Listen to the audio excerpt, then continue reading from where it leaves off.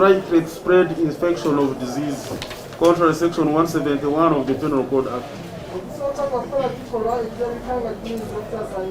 And it alleges that the 18 of you and others still at large on the 30th day of December 2020 at Chibare village, Kagurube Parish, Mugoye Sub-County in Kalangala district, you unlawfully or neglectfully did an act which you knew or had a reason to believe was likely to spread the infection of COVID-19 disease.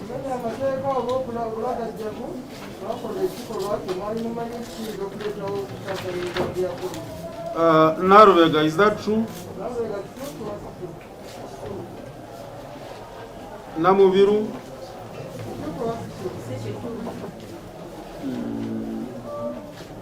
Namuyimba?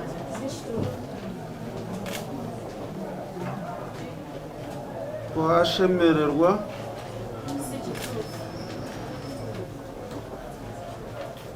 Rutaya Orva?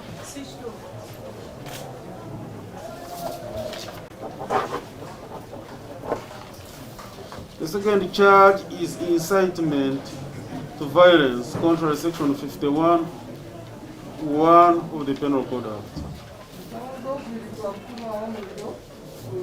And it is alleged that the 18 of you, together with others still at large, on the 30th day of December 2020, at Chibare village, you incited people to gather and make a procession which was likely to bring death or physical injury any person or to any class or community or of persons, or to lead to the destruction or damage any property of persons of Chibare in the Kalangala district.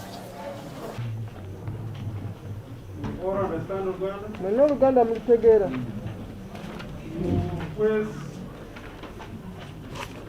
Charges for this. One is malicious damage to property.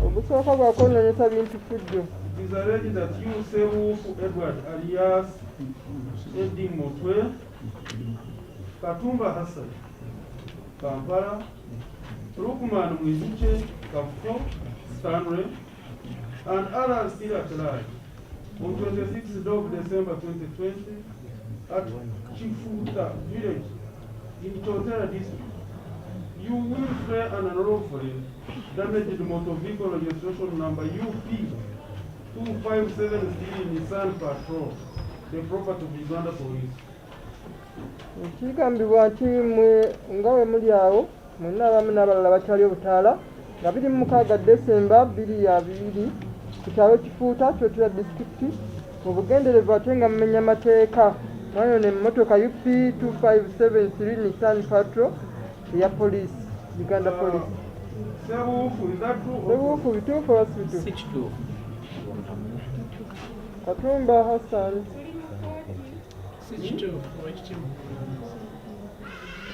Kampala Lukman. Kafuko.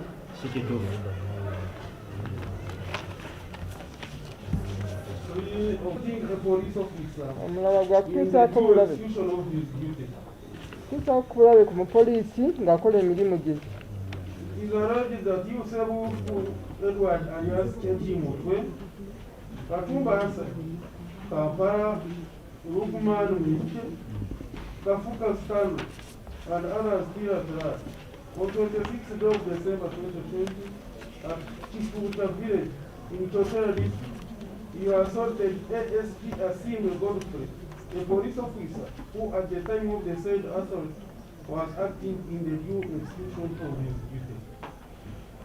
Sebuufu Edward ne banno nga bwe muli n'abalala bakyali obutaala nga 26 Desemba 2020 kyalo Kifuuta mu Chotera disitulikiti mwatuusa obulabe ku police officer ayitibwa ASP Asim Godfrey eyali mu kiseera ekyo ng'akola omulimu gwe.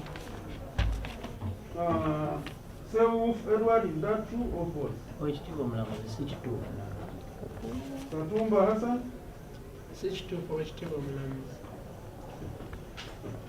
Kampala Lukman. Is false. Kafuko Stanley. Switch it off. Free of not guilty of his duty. Under section 238B of the Penal Code Act. Ogwokusatu gwa kutuusaako obulabe ku mupoliisi ng'akola Alleged that Yusefu Edward alias Eddie Mutwe, Katumba Hassan, Kampala Lukman, Kafuko Stanley, and others still at large on 26th day of December 2020 at Kifunta village in Chotera district. You are assaulted number 72393 woman police PPC, I don't know what it means. The term Barbara, a police officer who at the time of the said assault was acting in due execution of his duty.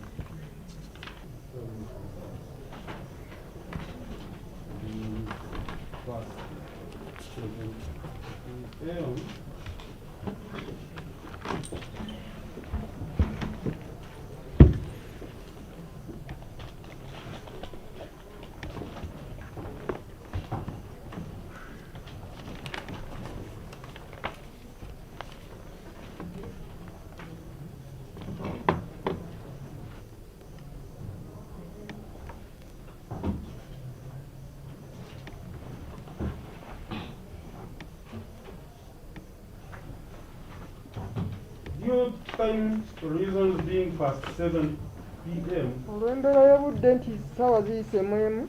Bail application is adjourned to 19th January 2021. Yakweyongezeddwa okutuusa January 19. The accusers are remanded in custody till then. Yeah, it is a disgrace to see that the suspects who have been brought to court today were tortured. They were visibly limping. They have shown court the wounds, the evidence of torture. We have raised that matter and the magistrate has been able to see the real signs of torture. For us as lawyers, we condemn. This is unprofessional for police and anybody in charge of police custody to treat the suspects in the manner they were treated. They were not supposed to be beaten. There is no order which had been made by court that they should be subjected to any kind of corporal punishment. So what was done is condemned, is unacceptable, and it is unprofessional. So some of these clients have been remanded up to the 19th. Yet this case is related to elections. This will appear before court after the election is done. So what does it speak to? Yeah, the issue of remand is basically based on two things. One, either the suspect has brought sureties who are not substantial, and once we secure substantial sureties, we can always apply for production warrant to bring that accused person in a court even before 19th. So the date of 19th should not worry anybody. We can apply even tomorrow, even after 2 days, once we get substantial sureties. Secondly, for those who have been remanded because the time for court was up, we can still seek the indulgence of court and apply to produce them at the appropriate time when the court can reconvene and reconsider their bail applications.